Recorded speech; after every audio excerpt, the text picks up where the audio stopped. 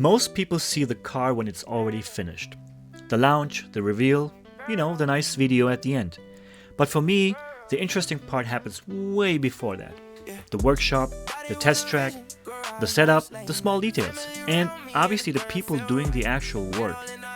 That is the part we want to show more. Engineering is not only numbers and data, it is also people making decisions, checking parts, testing systems, solving problems, and making sure things actually work. With our media days, we document that side. Photography, video, behind the scenes moments, vehicle testing, development, and my favorite part, motorsport.